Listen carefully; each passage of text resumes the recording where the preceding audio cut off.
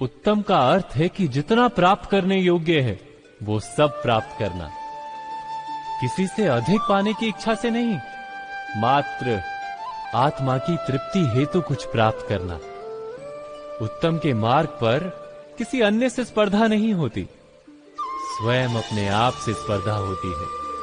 अर्थात उत्तम बनने का प्रयत्न करने वाले को देर अबेर सारा ज्ञान प्राप्त हो जाता है, बिना प्रयत्न के ही वो श्रेष्ठ बन जाता है। किंतु जो श्रेष्ठ बनने का प्रयत्न करता है वो श्रेष्ठ बने या ना बने, उत्तम कभी नहीं बन पाता।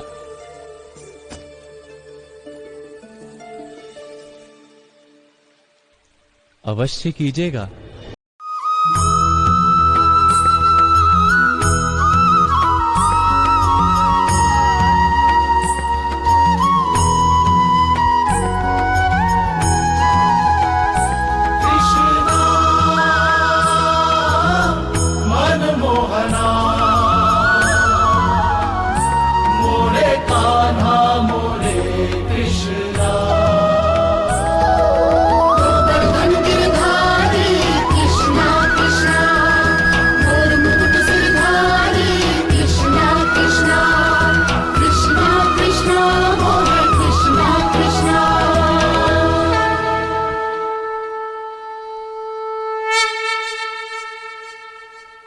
इच्छा, आशा, अपेक्षा, आकांक्षा, यही सब मानव समाज के चालक होते नहीं। यदि कोई आपसे पूछे कि आप कौन, तो आपका उत्तर क्या होगा? विचार कीजिए।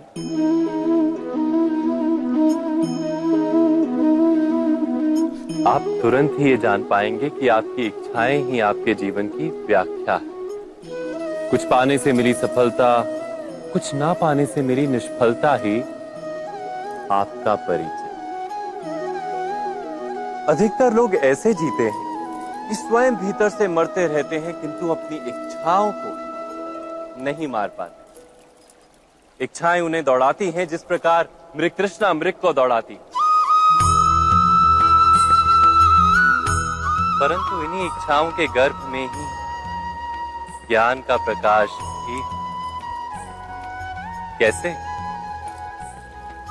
जब इच्छाएं अपूर्ण रहती और टूटती, तब वहीं से ज्ञान की किरण प्रवेश करती है मनुष्य के हृदय में। ना, ये कथा नहीं है केवल इच्छाओं के संघर्ष की, नहीं है केवल महत्वाकांक्षाओं से जन्म लेने वाले भयावह रक्तपात।